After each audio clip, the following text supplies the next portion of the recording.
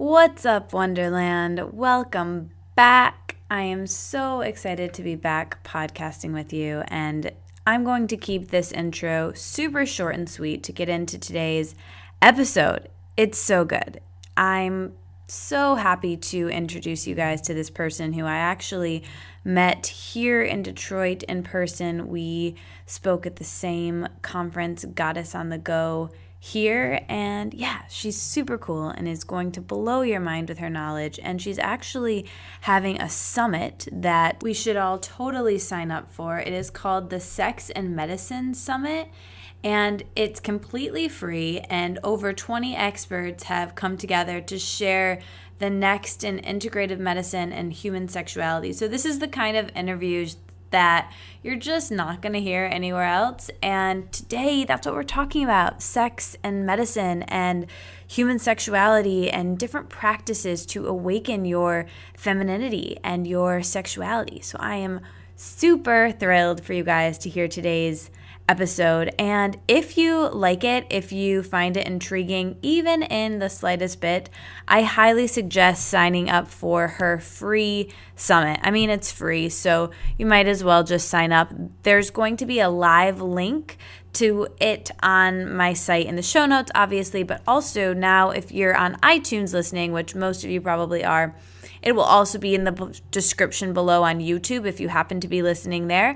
But on iTunes, if you guys click the info box, on your phone or whatever you're listening on, you can have a live link right in there where you can click to this summit. So yeah, check it out. It starts March 24th through 29th. However, when you're listening to this, regardless, feel free to check it out because I'm sure there'll still be information on it. So, all right, I will talk to you guys soon in the episode, and have an amazing week. And, I just want to say thank you to everyone who's listened and who's donated to the show and who tweeted about the show or shared the show with a friend or family member. Thank you guys. It means so much to me. And I have so much great content for you guys. I have literally 21 recorded episodes on my computer right now. I'm looking at them. They're all amazing, amazing experts and people and friends that I cannot wait to share with you. I just can't pump these out fast enough. So bear with me, and hopefully we'll have more episodes soon. But until then, make sure you're on my email list. So there'll be a link to that in the show notes and the description box as well. So make sure you're on my email list so you can get the latest episodes, because they are about once a month now. The new episodes coming out about once a month. However, I do hope to get back to every other week or eventually once a week pretty soon. So just, bear with me while episodes are a bit more sporadic right now. But, I am sharing a ton of content on the blog, on my email list, and videos on YouTube. I love making videos, so follow me on YouTube, and hopefully you'll like those too. So tell me what you guys want to see more of from me. I'm happy to just give you guys the content from the Wellness Wonderland that you like the best, if that's videos, if that's podcasts, if that's written posts, let me know. And there's just so many exciting things happening with me here in Wonderland that I will be sharing with you guys super soon. So enjoy today's episode. Let me know if you have questions. It's a great one, and I will talk to you guys soon. Bye. Broadcasting live from the Wellness Wonderland, you're listening to the Wellness Wonderland Radio. I'm Katie, and each week I chat with the most inspirational people on the planet on how to stay inspired in all areas of life. As you listen, feel free to tweet at me at Katie Dalebout or use the hashtag Wellness Wonderland. I'd love to hear your aha moments. So grab your headphones and listen on the go, or cuddle up with a notebook as we dive in deep with authentic conversations right here in Wonderland. Everyone, I have a super groovy guest in Wonderland today, Anita Teresa, who is an integrative health and sexuality educator, visual and performance artist, and founder of the Embodied Femme, is here in Wonderland. She provides group and private sessions that I have participated in both of, and she's wonderful in mind-body therapies and sexuality integration training for health and vitality. She spent 10 years studying and training with various renowned masters of feminine-centered traditions and has been working in the field of alternative healing since 1999.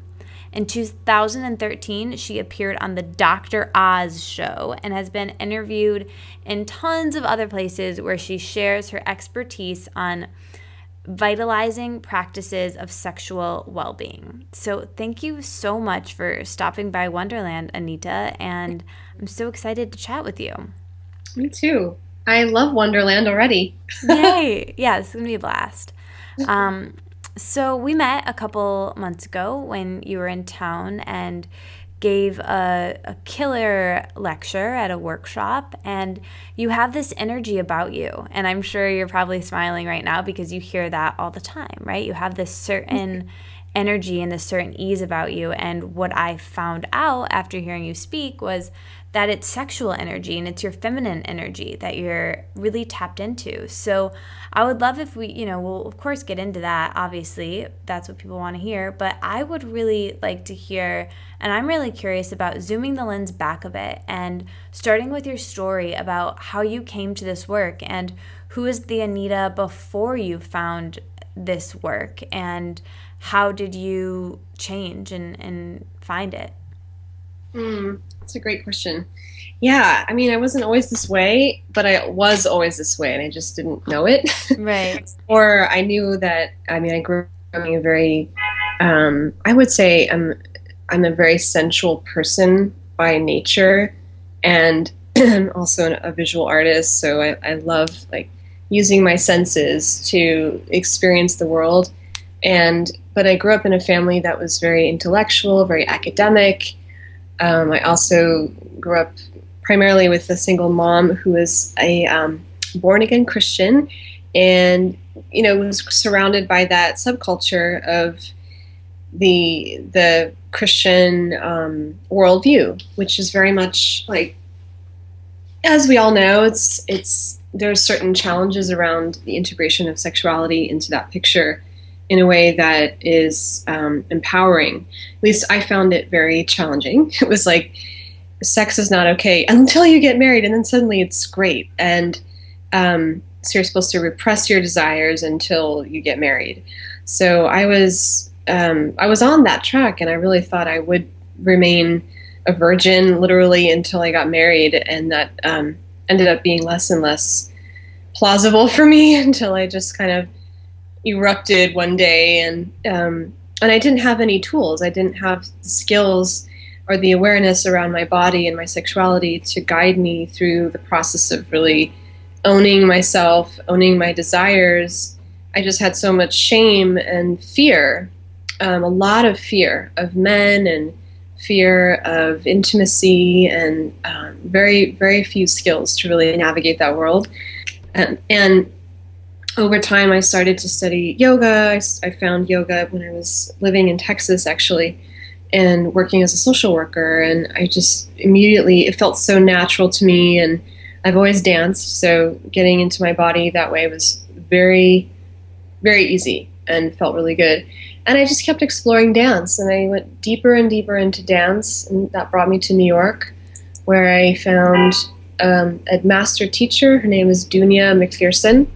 And Dunya was a Juilliard-trained ballerina, and she danced with all the greats in the 70s and the 80s, and then she got injured and went through a whole healing process, found a Sufi master from Iraq, and began her own process of going deeply into the body through meditative practices.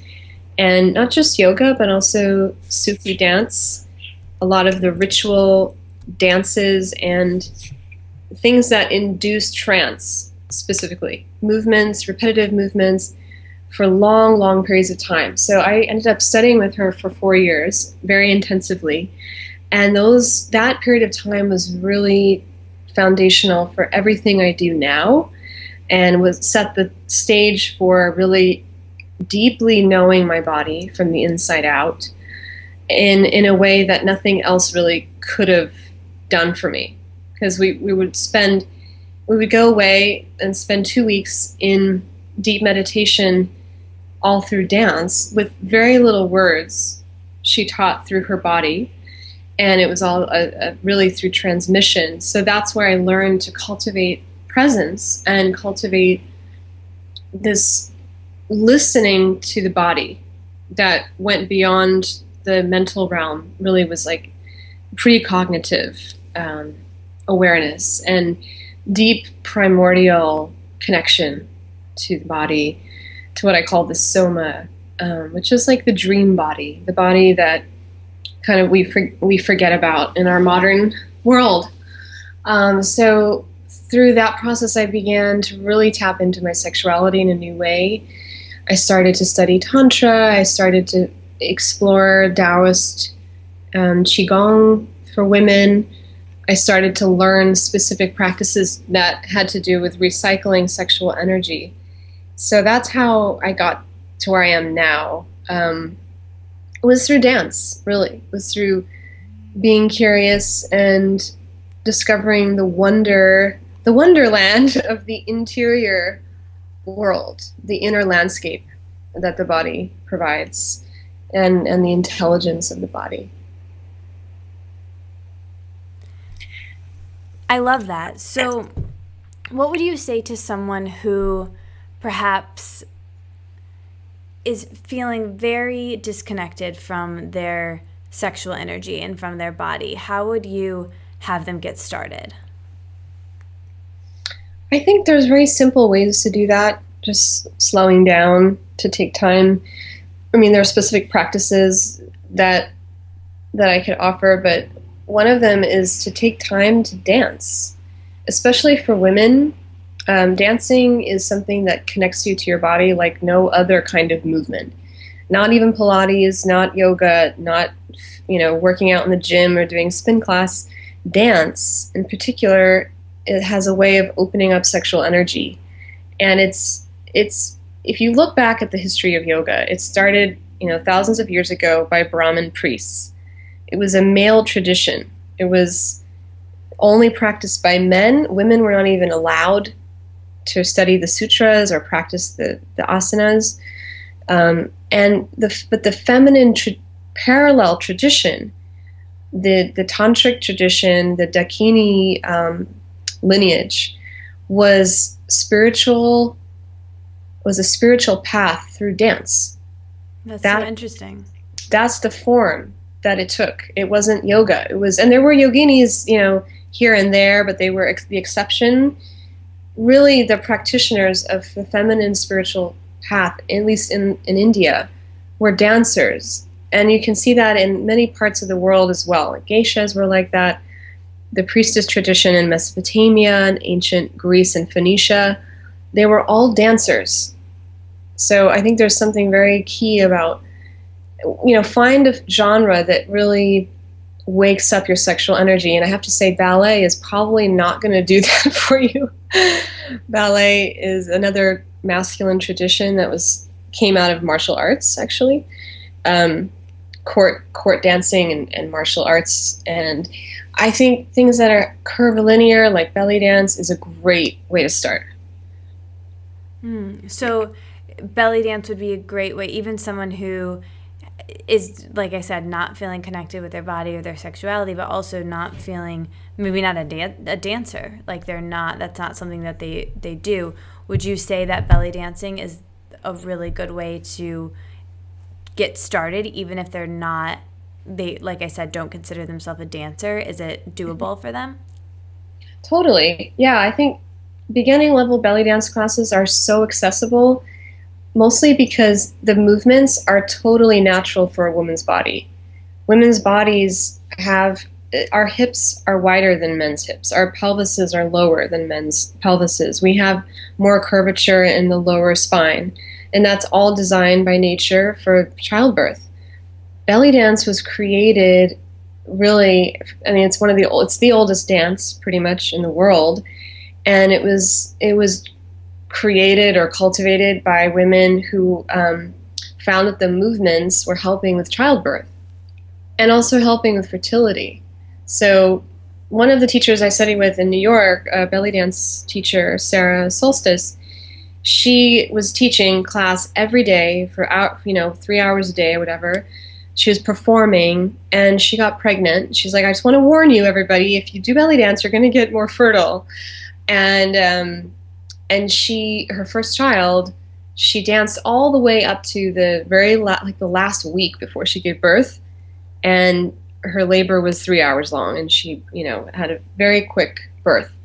The second child was the same way, and she really credits that to belly dance because it tones all of those muscles in the pelvic floor and the lower abdominal region that are used for childbirth. And even if for those listening who really, maybe you're not wanting to have kids, or maybe you already had children, it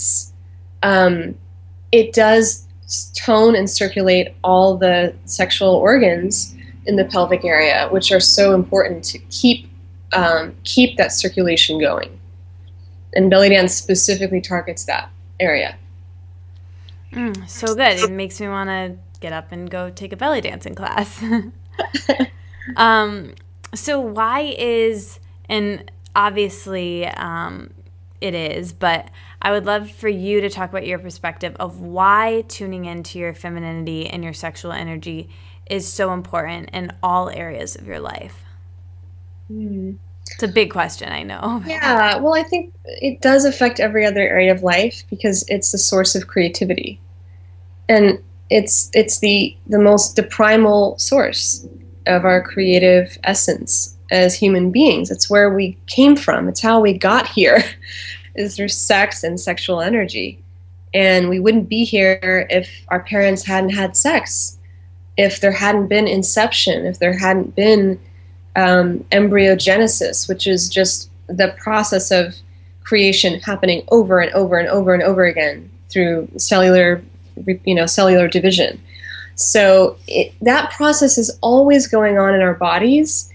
That embryological embryogenesis, really, that the essence of it is cells dividing, replicating, multiplying. That's happening in our body all the time, whether we're 80 years old or 5 years old. And the Taoist tradition in particular tuned in, and they tapped into that natural ability of the body to replenish itself and to stay youthful. And they maximized on that sexual energy. They developed all these techniques to kind of harness and harvest that sexual energy and recycle it through their body and pack it back into their organs so that they would have their vital organs would be replenished, would be strong, immune to disease, and not break down the way that the aging process can cause. So it affects your health very directly. It affects women's hormones. It affects your mood. It affects your emotions. It affects your relationships. It affects your, for me, when I started deliberately cultivating my sexual energy, my creativity went through the roof. And the year that I really was devoting myself to it, every day I did my practice for 6 months in a row, I ended up painting a whole bunch of paintings. I made like 11 paintings that year.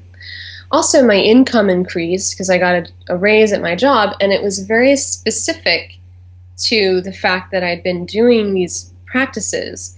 And I say that because the director of the program where I was working approached me and said, we really like you. You're comfortable in your body, and you're easy to be around, and you're clearly friends with your body, and we want someone. I was working in a hospital, and she said, we want someone like you to be working with patients, and just write up your ideal job description, send it to me, and we're going to double your income. And it just happened like that. And I didn't step into it. It's not like I was, vying for a position with someone else. It just happened very naturally. So there are a lot of implications for doing this deliberately and taking ownership of your sexual energy is literally taking ownership of your life. That's tweetable. I love that. So you said there, you listed off a lot of the places, the areas of life that it affects. And you mentioned relationships. And I participated, for everyone listening, in one of Anita's courses. And she did an entire week on relationships. And that was probably my favorite week, Anita. I really, really enjoyed that one. And so I was wondering if you could, and in that, I was going to say episode, but in that class, you discussed each chakra and how there's masculine chakras and feminine chakras, and you went into a lot of details about relationships that were just so, mind-blowing to me, and just so shifted so much in me, and I just really, really appreciated that episode. So you probably won't be able to go into nearly as much detail, but I was wondering if you could talk about a couple of those things for the listeners when it comes to relationships and the polarity between masculine and feminine and sexual energy. Yeah, I think this is an interesting topic for our times now, because there's so much confusion around gender and the role of men and women, and so this may not be for everyone, but what I've found, I think especially too, sorry to interrupt you, but in my generation and a lot of the younger listeners listening, it's different than what we were brought up with, and it's just really good to hear, I think. Mm-hmm. Yeah, I mean, the basic message that I learned from the tradition of Raja Tantra, which is royal Tantra. It's also known as white Tantra, so the art of relationships from a very high level perspective of what actually creates exchange of energy between the masculine and the feminine polarities. And this can applies to each individual within yourself. There's the masculine and feminine qualities and energies, the yin and the yang, and then in our relationships. So if you're a woman in a relationship with a man, there's going to be an exchange of energy to create a harmonious and synergistic relationship. There needs to be an open flow of this giving and receiving from different levels in order for there to be that kind of really healthy and integrated relationship that actually works. And what I see a lot of times in modern culture is men are becoming women, men are becoming feminized, women are becoming more masculine, they're trying to do everything, and women have to learn to receive and relax and soften.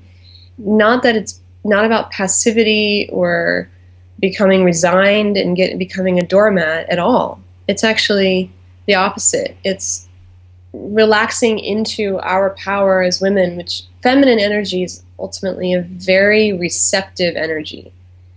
It's all about receive the ocean. The ocean receives all the waters from the rivers of the earth into her, embrace. And that's the female body is set up that way too. We are the receivers physically for the sperm and for the man's body. So it's just basically on a high level, the principle of nature, how things, the give and take, and how important that is.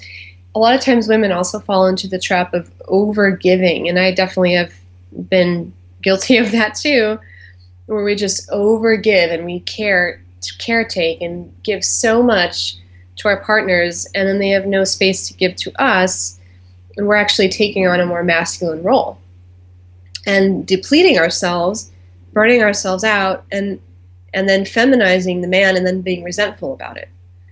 So that there's much more to say about that, and that's one of the principles you could extract from Royal Tantra. But is there anything else specifically you want me to talk about? Yeah.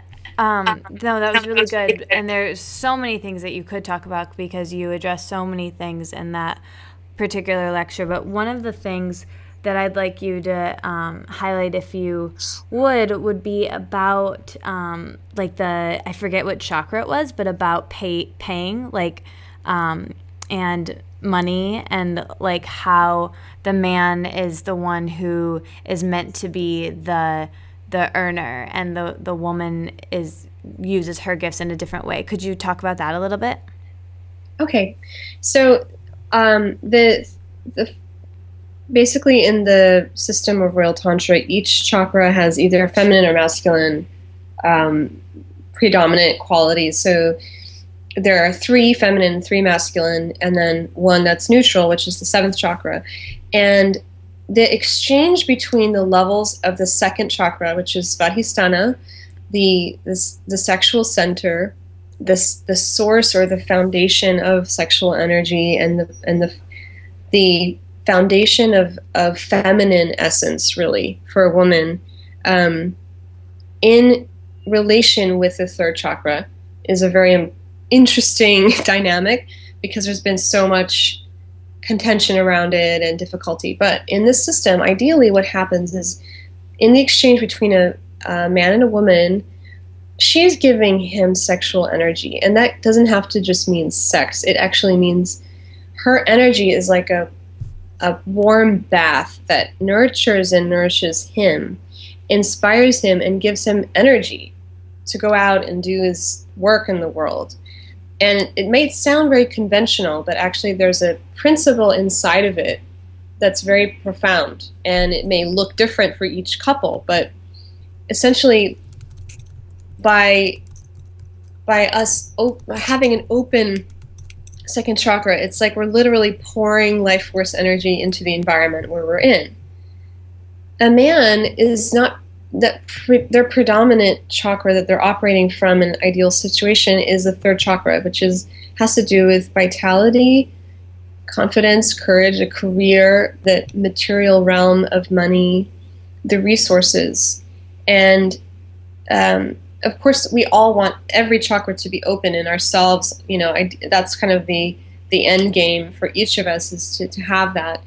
But in the terms of a relationship, for a man to value the woman's sexual energy usually looks like he's excited and eager to provide something in the material realm for her. That may look like money, it may look like gifts, it may look like taking her to dinner, it may look like picking her up in his car and driving her places. There's a lot of ways it can look, but something in the physical material realm that corresponds to or relates to money in some way is a very natural, organic expression of that energy. And for when a woman is blocked in a 2nd chakra, often there's a man he doesn't feel inspired. He feels like there's a dryness. There's there's usually shame. There's something that then blocks him from wanting to give, and vice versa. So a woman who has very open 2nd chakra, who's relating or connecting with a man who has a blocked 3rd chakra, is a man who's stingy. He does not want to pay for dinner. He doesn't want to really give very much. And we've all probably experienced men like that, where it's a turnoff. It's like something literally just turns off in my body. That I find that very unappealing. It's one thing if it's a friend, but if it's a man who is interested in me and showing interest in a romantic way, as a man to a woman,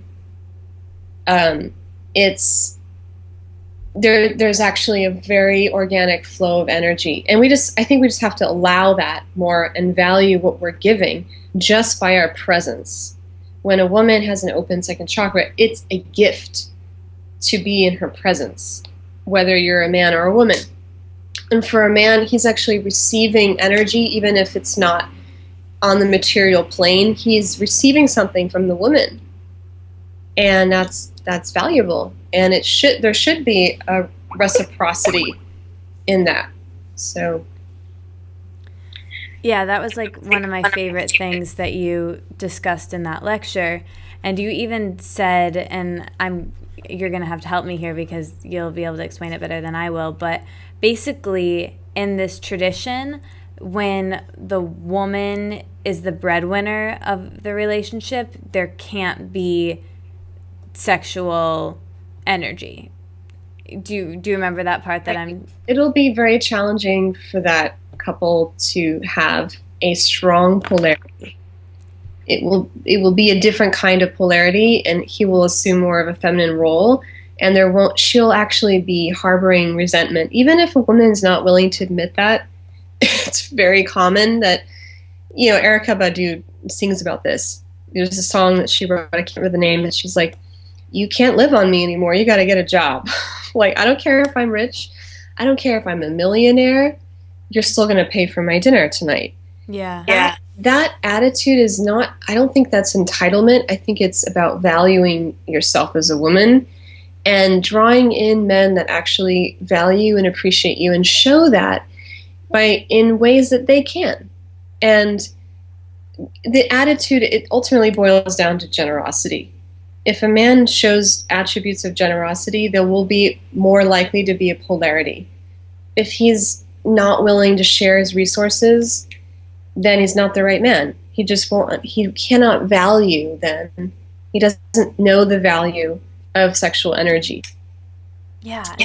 It's like with anything, it's like an exchange of value. If you're hiring a coach, for example, like, what's the difference between a coaching relationship and like a friendship? Well, it's the exchange of money and the exchange of value, and you'll put in more of an effort doing that work, that mental work, when you're working with a coach, if you've given money and you've said, I value this in exchange for money, since we just made up money as humans anyways. It's just the way that we exchange value. And I think it's kind of the same thing in a relationship. Not that you're like indebted to someone because they buy you dinner, but it's they see the value in you, you see the value in them, and it's just an exchange of energy. And I really liked that. So thank you for explaining that.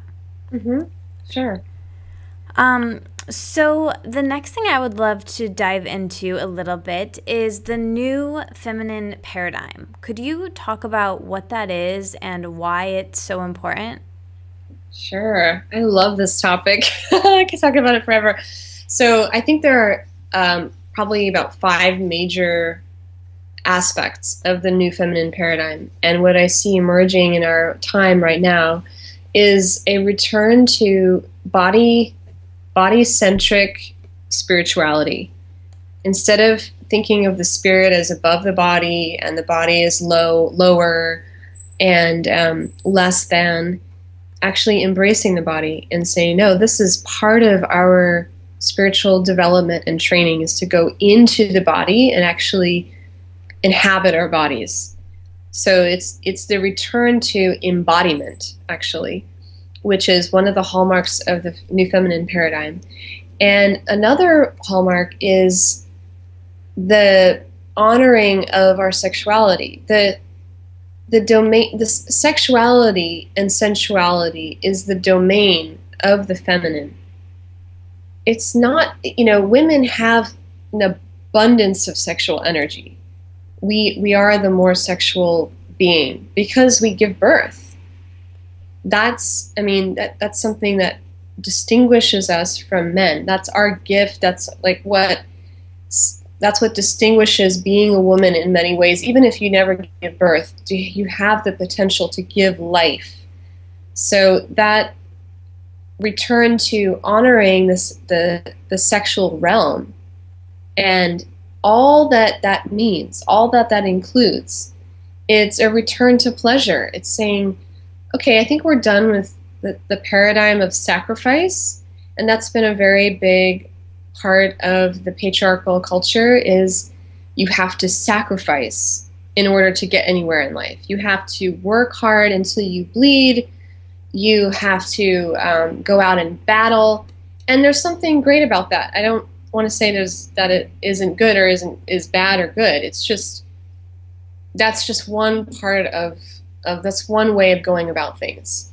And the feminine way is not about battling and working to the bone and sacrificing and killing off pleasure. It's about embracing pleasure as a way of life. It's saying, in pleasure is so much wisdom. In pleasure is where we find who we are and our purpose. It's what gives us information about our souls and our bodies and what it means to be human. So I think we're returning slowly but surely to that embracing of the body, embracing of pleasure in a healthy way, and of sensuality. Another hallmark of the new feminine paradigm is a return to feminine leadership. And it's not to say that men shouldn't be leading at all. It's just saying women need to step up. Women are stepping up and starting to reclaim our full range of power and contribute to the world in a way that will reshape the economy, reshape politics, reshape business and culture, and also our religious institutions. So we're going to see a lot more female-headed businesses. We already see an explosion of the female entrepreneur. We already see women all over the world, like all over Africa. If you read specialized articles in certain publications, you can find amazing stuff about women in Africa who are just rocking it. You know, they're creating new businesses left and right. They're revitalizing all the local economies. They are not waiting around for anyone to give them permission, and they're just doing it and innovating technology, innovating even childcare, schooling, education. So I think we're seeing the resurgence of women in the public life. For so long, you know, women have been kept out of really contributing to the structures of society, and now we're seeing women being like, hey, well, we need to change something because this is not working. We're stretching our resources too thin. Too many people are being left out of the economy. 1% of the world's population is holding 90% of the wealth. This is not working. So the feminine economy is about a sharing economy. It's about gifting economy. It's about let's include as many people as possible and not exclude the majority.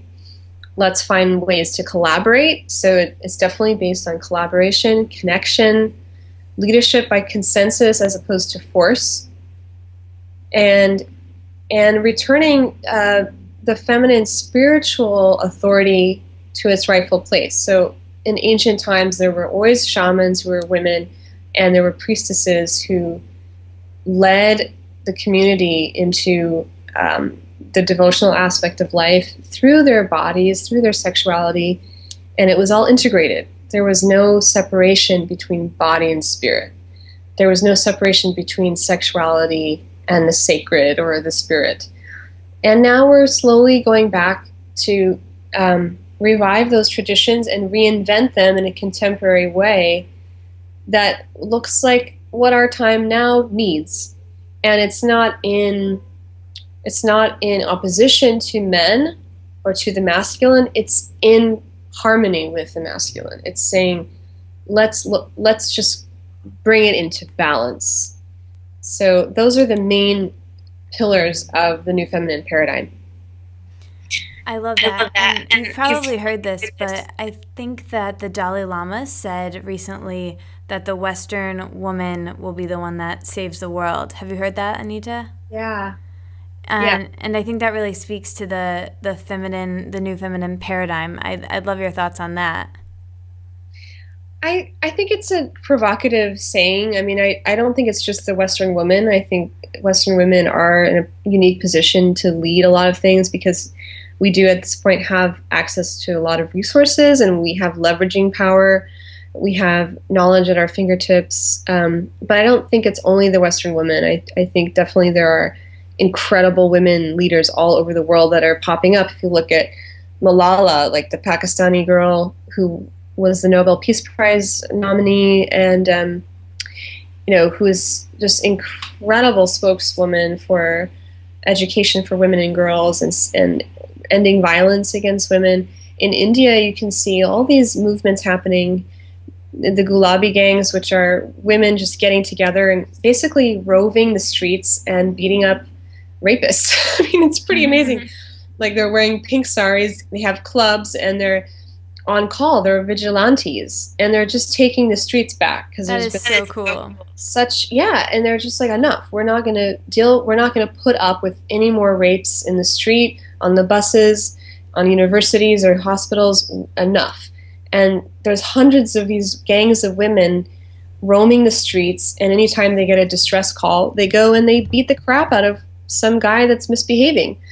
And they're finally getting the message through that it's, violence against women is just not okay, and it never will be, and no one's going to get away with it anymore. So I think it's just women in general have to keep empowering each other and seeing each other in the best light, and calling forth our genius and our brilliance and our power. Yeah, for sure. So to you, Anita, what does being sexually free mean? I think it means being totally in love with your body in every way, being radically approving of every part of your body as it is, without anything taken away or added. I think it's about reveling in sensation and loving being a sexual being. And that could look like with one partner, it could look like being with just yourself, it could be with multiple partners. That part is kind of secondary. To me, it's the primary relationship you have with your own body, with the animal that we are, the mammal that we really are, being totally accepting of the mammal. And this is our primal roots. It's, if you track it in the brain, in the nervous system, the limbic brain and the amygdala are the primal part of the brain. And that's where we have these fight or flight responses, where we have our primal drives, I need to eat, I need to have sex, I need to go to the bathroom. Those things have been so shamed for whatever reason in our culture, that it's lower and it's down there and it's dirty. And instead of perpetuating that, I think we should celebrate it. And when we choose to do that, it becomes an act of liberation. That to me is sexually free. Someone that's I am in love with my body. I love that. Yeah, that's the best definition of that ever. So good. So someone listening who wants that love for their body and that sexual freedom, I would love to give our listeners 3 action items that people listening today or tomorrow morning can take to tap into their unique feminine sexual energy and feel more sexually expressed. Mm-hmm. Well, I think a big one is self-exploration. I really advocate for girls and women to self-stimulate, self-pleasure. Take time to take a bath or a shower or time in your own bedroom to explore sensation. And it's not just localized to just your clitoris or just labia. It's your whole body is an erogenous zone. It's a map of the world, the landscape, that is capable of tremendous pleasure if we just give ourselves permission, really. So it's take time to set apart, that you're going to visit your permission playground, and you're going to take time to explore touching yourself in a very loving way, explore different kinds of oils, different textures. A lot of times in masturbation, we're all very goal oriented. If at all, it's I just want to get off. That's it. But taking time to explore and vary what you try out, you will vastly increase your repertoire of knowledge of your own body, what you like. And really, a woman who knows her body is the best lover. So for women who feel insecure around their sexuality, and especially with relation to a partner, it's the more you get to know your body, the more comfortable and confident you'll be as a lover. They go hand in hand. The more you'll be able to relax and receive and feel sensation in a much deeper way. So that's one thing, is take time to masturbate. It's really important. Yeah. It's very healthy in so many ways, whether you're single or in a relationship. A lot of times women just rely entirely on their partner and they're frustrated, they're not getting exactly what they want. But you have to take time to do that for yourself too and cultivate that repertoire. Another thing I recommend is do a movement practice every day. I don't mean doing reps at the gym or lifting weights. It's really tapping in consciously through your movement, whether that's doing asanas or dancing or doing qigong, or even just standing in your room and doing 100 hip circles, doing 100 hip circles to the left and 100 hip circles to the right every single morning. You would be astounded at what that will give you. That's what I do now. Because of you. And so I'm curious how that's affected your relationship to your body, if you want to talk about that a little bit. Yeah, I mean, I think I don't know. I don't know if I haven't been doing it long enough, but I enjoy it, and I feel like it's good for me to just connect into my body first thing in the morning in that simple feminine way, of just putting on a song and moving and dancing and just the consistency of that. So that's what's happened so far, but I guess it hasn't been too long. So we'll see. Who knows what doors are going to open for me. Yeah. Yeah. So movement, I would say, definitely if we're going to do 3 action items, it would be cultivate a masturbation practice, like self-pleasuring, self-love practice, do movement every day. And the third is also looking at nutrition, ways you can nourish your body through food and specifically balance your hormones and increase libido and really work with the level of the hormones, the endocrine system, through foods and supplements and herbs. And I'm happy to send over a guide. I have like a PDF of all those things that you could share with your audience. Oh, perfect. Because that, knowing that things like manganese is a really important mineral for women's reproductive system. If you know that, then you can look, next time you go to the grocery store, you can buy a vegetable that has high level of manganese, which is kale. Kale has a lot of manganese. So does pumpkin seeds, macadamia nuts, cashews. So there are a lot of things you can do to really enhance that connection to your sexual energy through the hormones. Yeah, and there's this tea that Anita got me drinking called Female Joy Tea that I'll put in the show notes as well. Can you talk about the benefits of that too?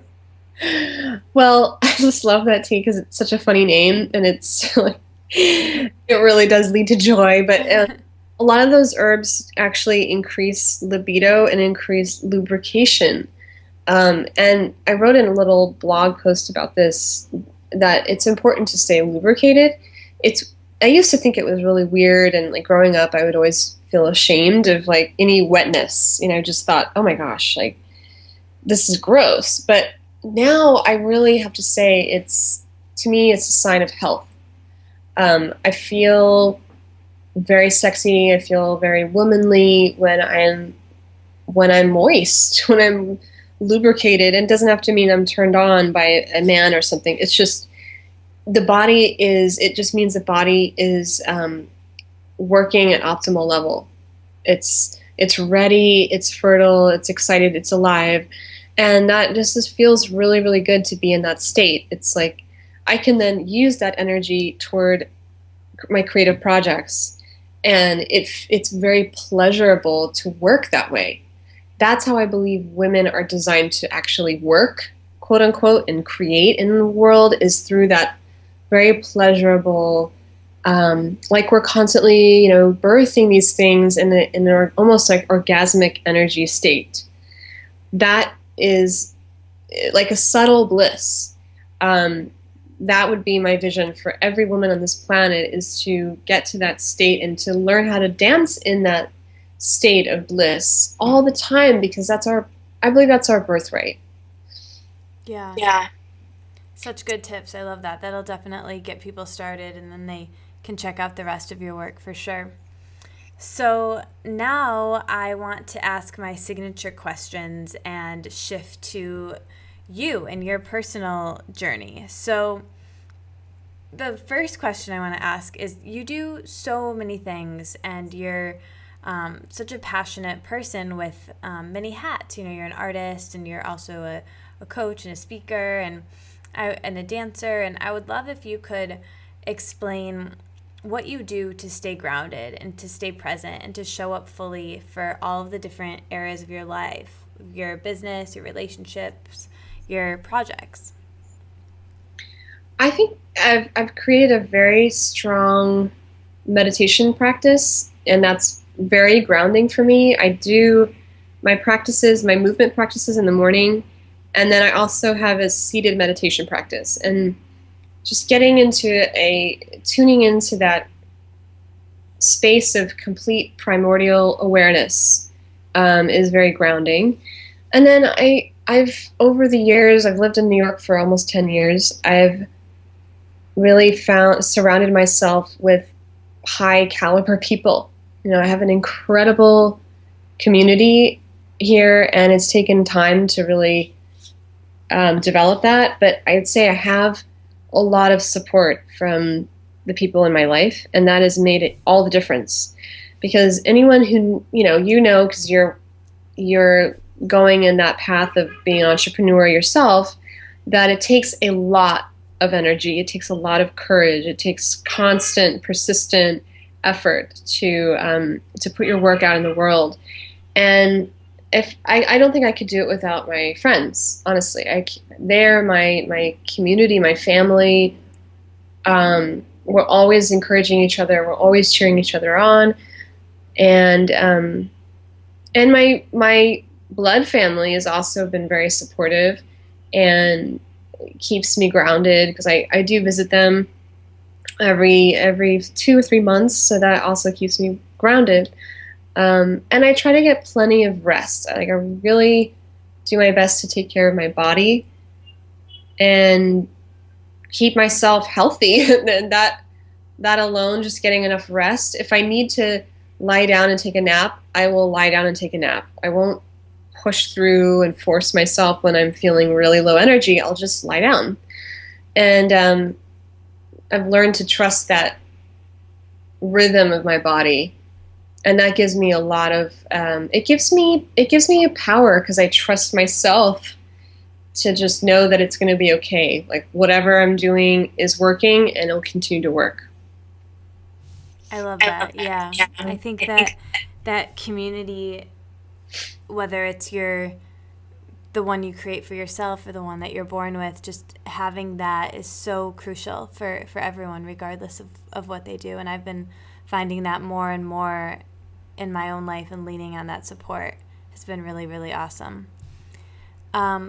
So my next signature question that I ask everyone is perfect for you.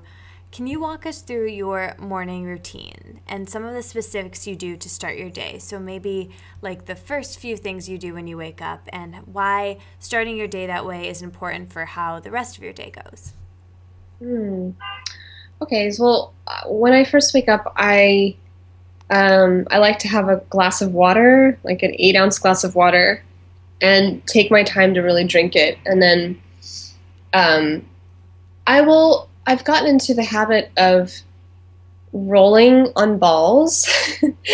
So I like to get in my body as soon as I can out of bed, and I'll roll on a foam roller or on a yamuna balls, and that just helps loosen up the tension of the night in my body. And then I'll either do my sitting meditation practice, or I'll go for a run in the park. And just getting fresh air in my lungs it really gets my system going, my mind like really sharp and clear. And I find that the combination with days that I do a longer practice, where I really stretch out my muscles, I do qigong, do my feminine practices, and then I go for a run, is like, those days are superb. They're just superb. And then I'll make a really nice, huge breakfast with a lot of protein, green tea, and I'll get to work. I'll start making calls or writing, setting about doing what I got to do, or working with a client if I have somebody scheduled. So I don't know if I answered your question. I feel like there was another part of your question, but I don't remember. No, you got it all. You got it all there. And how it affects the rest of your day is just that you always have a better day when you get, the more you get in of that morning practice. So that was what I was expecting you to say. Yeah. So now I'd love to, the other end of that coin is the evening. So could you walk us through some of your evening rituals and some of the things you do in the evening to wind down and relax and kind of wash the day off you before you go to sleep? Well, I wouldn't say I have an evening ritual, but that I do consistently, but something I do every maybe like once a week and more frequently as the weather gets cold is I will do a medicinal bath. And that is it's where I feel like every cell in my body gets replenished. And I basically just, draw a hot bath. I'll put teas in there, I'll put essential oils in there, salt, hydrogen peroxide or baking soda sometimes, oats, lots of different options that I'll use for a medicinal bath depending on what's going on. If do I feel achy, then I'll put in ginger. If I feel fatigued, then I'll put in geranium. There's just a lot of different things I can use it for. So that's often what I'll do in the evening to really totally clear myself. Also energetically from debris and from the week's happenings. Yeah, I love that. That I didn't know that you could put all of that stuff into the bathtub. I usually just thought of like sea salt and Epsom salt, but that's cool that there's so many medicinal things that you can add to a bath. Mm-hmm. Super cool. Yeah. So where do you hear your intuition voice the loudest, and how do you remind yourself to follow that voice?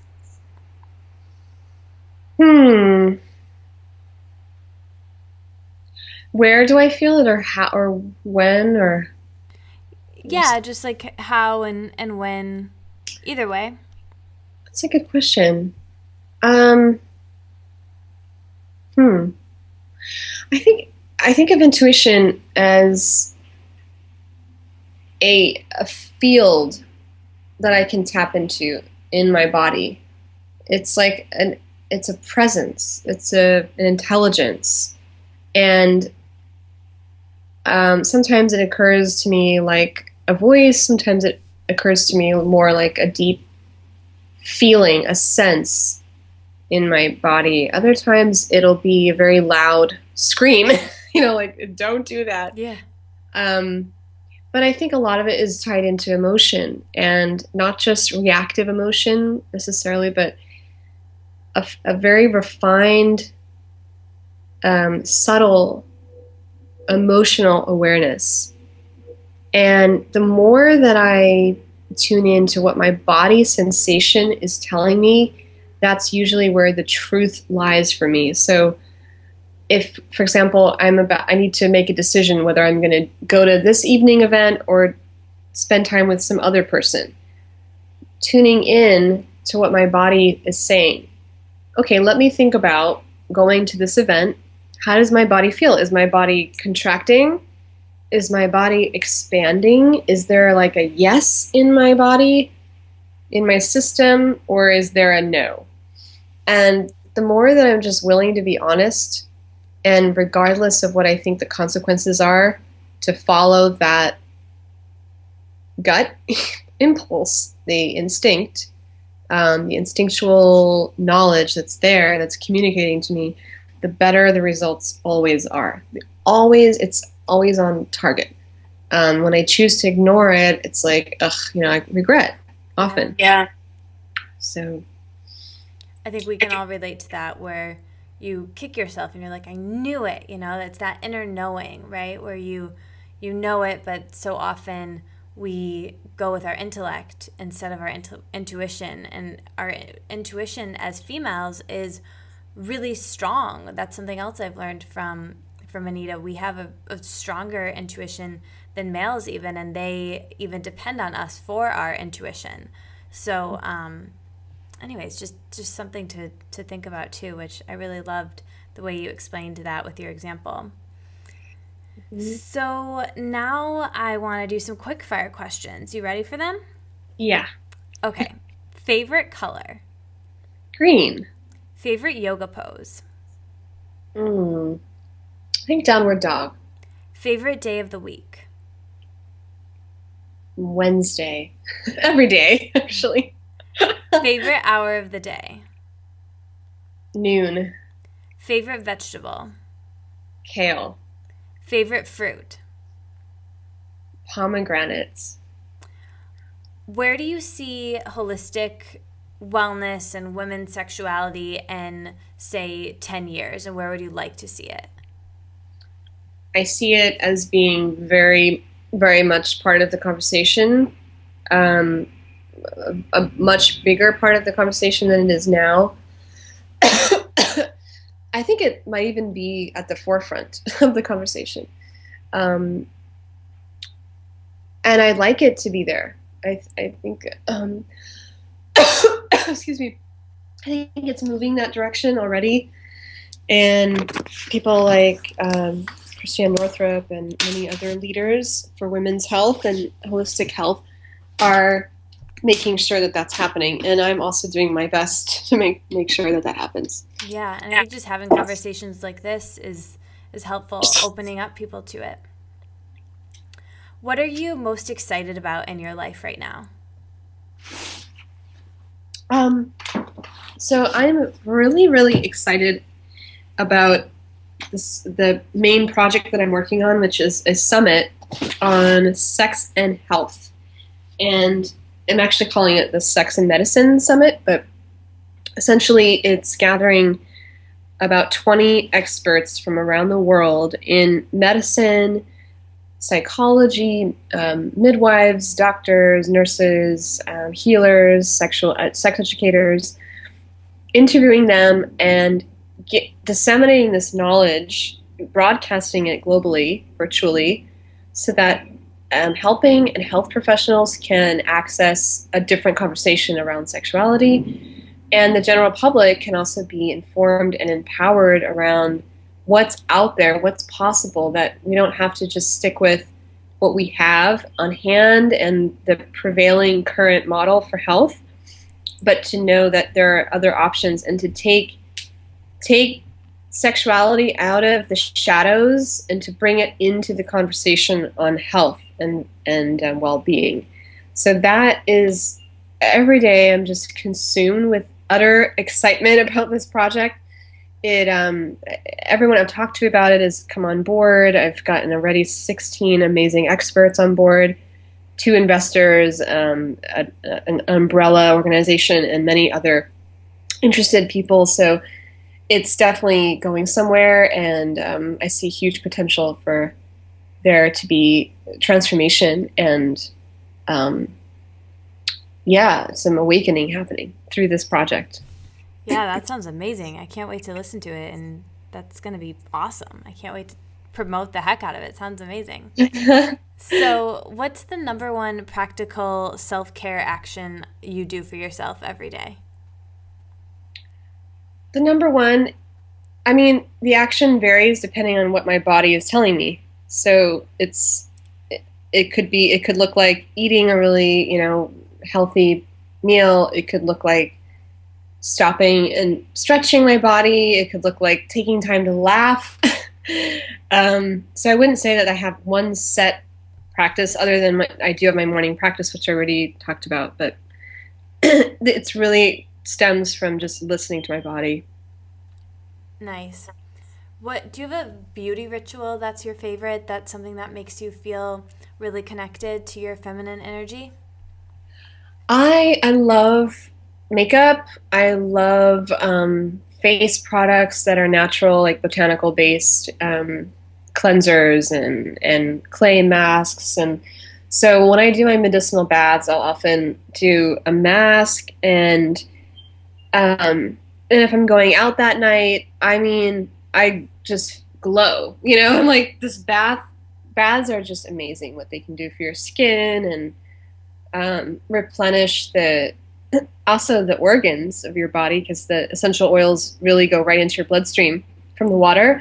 So I'll do, I'll apply makeup, and for me, makeup is a sacred art. It's it's not putting cosmetics to try to hide myself. It's enhancing and actually transmitting this inner beauty that the sexual energy gets a chance to really play when through the makeup. And to me, makeup is just, it's an art form. It's it can be a very powerful way to open up sexual energy for a woman who's doing it with that intention. And I even learned a makeup ritual that used to be done by priestesses in temples. So if you look at ancient Egyptian art, they have those Lemurian eyes, and they use ritual makeup during ceremony to evoke the goddess, to evoke the gods and the goddesses, and to play out this sort of sacred theater and to be larger than life. And I feel like I love playing in that realm. And whenever I have done that in theater or dance or performance of other kinds, it's very powerful and erotic and fun. Yeah, for sure. I love that perspective on makeup. That's super cool. So now getting into food a little bit, what are some of your favorite foods in general and for healthy sexuality and hormones and femininity?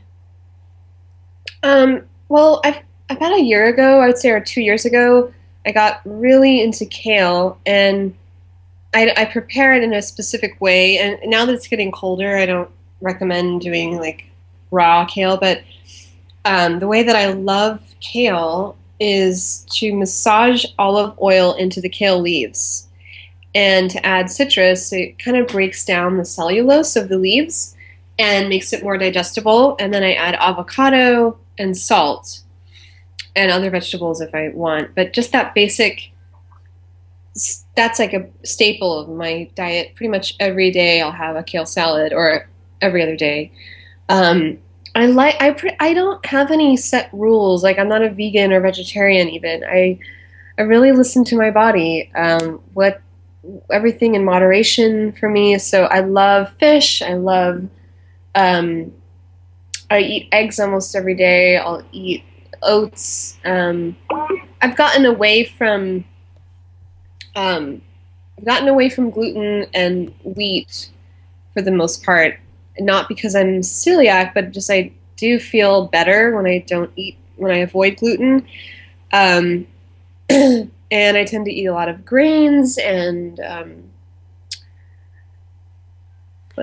love everything in moderation. I think that's really a feminine approach and really speaks to, a lot of my work in the fact that we can get so wrapped up into the health and wellness world and the rigidity of it and get caught up in the labels of vegan or paleo or gluten-free or whatever. But I think really it's just about listening to your body and what your body truly needs and getting honest about that. So I like your perspective there for sure.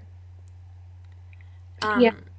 And one more thing I'll say about it too is like variety, I think is very, it's also a feminine, something feminine about variety in diet. Like I used to live with my father when I was in my 20s. I didn't grow up with my father, and then I stayed with him for a while when I was in my 20s. And I remember he eats the same thing every day. Like, he'll have lentils and rice and salad. And he'll just cook the same thing over and over and over. And as healthy as that is, it was like, but this is boring. Like, I want more variety. And I think there's something about really experiencing the sensation of the flavor that is a very feminine. It is connected to the second chakra, actually. The sense of taste is associated with second chakra and sexual energy. So savoring the flavor is, for me, like a neurotic art. Actually, it's a form of the sacred feminine aspect. Nice. I love that. So with food, do you have a staple go-to breakfast? Do you eat the same thing for breakfast occasionally, or what types of things do you like to have in the morning?